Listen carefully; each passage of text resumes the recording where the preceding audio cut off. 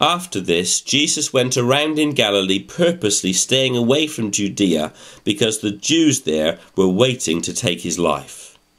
But when the Jewish feast of Tabernacles was near, Jesus' brothers said to him, "You ought to leave here and go to Judea, so that your disciples may see the miracles you do. No one who wants to become a public figure acts in secret. Since you are doing these things, show yourself to the world." For even his own brothers did not believe in him.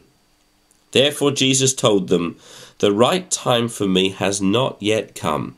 For you, any time is right. The world cannot hate you, but it hates me because I testify that what it does is evil. You go to the feast. I am not yet going up to the feast, because for me the right time has not yet come." Having said this, he stayed in Galilee. However, after his brothers had left for the feast, he went also, not publicly, but in secret. Now at the feast, the Jews were watching for him and asking, "Where is that man?" Among the crowds there was widespread whispering about him. Some said, "He's a good man." Others said, "No, he deceives the people." But no one would say anything publicly about him for fear of the Jews. Not until halfway through the feast did Jesus go up to the temple courts and begin to teach.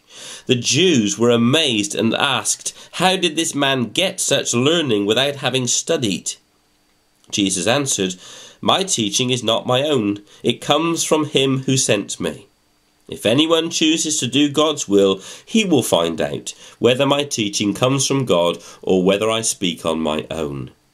He who speaks on his own does so to gain honour for himself. But he who works for the honour of the one who sent him is a man of truth. There is nothing false about him. Has Moses given you the law? Yet not one of you keeps the law. Why are you trying to kill me?"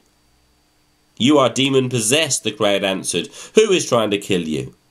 Jesus said to them, "I did one miracle, and you are all astonished. Yet because Moses gave you circumcision, though actually it did not come from Moses but from the patriarchs, you circumcise a child on the Sabbath. Now if a child can be circumcised on the Sabbath, so that the law of Moses may not be broken, why are you angry with me for healing the whole man on the Sabbath? Stop judging by mere appearances and make a right judgment." At this point, some of the people of Jerusalem began to ask, "Isn't this the man they are trying to kill? Here he is, speaking publicly, and they are not saying a word to him. Have the authorities really concluded that he is the Christ? But we know where this man is from. When the Christ comes, no one will know where he is from." Then Jesus, still teaching in the temple courts, cried out, "Yes, you know me, and you know where I am from.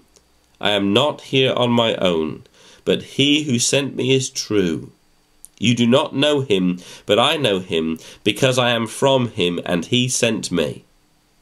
At this they tried to seize him, but no one laid a hand on him, because his time had not yet come.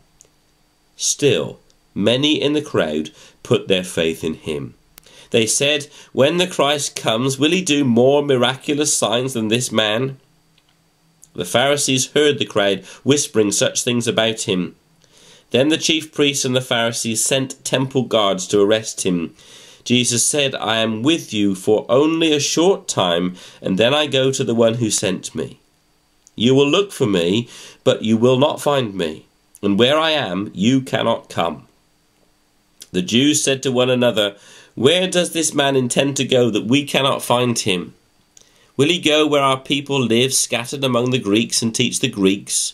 What did he mean when he said, 'You will look for me, but you will not find me, and where I am, you cannot come'?" On the last and greatest day of the feast, Jesus stood and said in a loud voice, "If anyone is thirsty, let him come to me and drink. Whoever believes in me, as the scripture has said, streams of living water will flow from within him." By this he meant the Spirit, whom those who believed in him were later to receive. Up to that time the Spirit had not been given, since Jesus had not yet been glorified. On hearing his words, some of the people said, "Surely this man is the prophet." Others said, "He is the Christ." Still others asked, "How can the Christ come from Galilee? Does not the scripture say that the Christ will come from David's family and from Bethlehem, the town where David lived?" Thus the people were divided because of Jesus. Some wanted to seize him, but no one laid a hand on him. Finally, the temple guards went back to the chief priests and Pharisees, who asked them, "Why didn't you bring him in?" "No one ever spoke the way this man does," the guards declared. "You mean he has deceived you also?" the Pharisees retorted. "Has any of the rulers or of the Pharisees believed in him? No.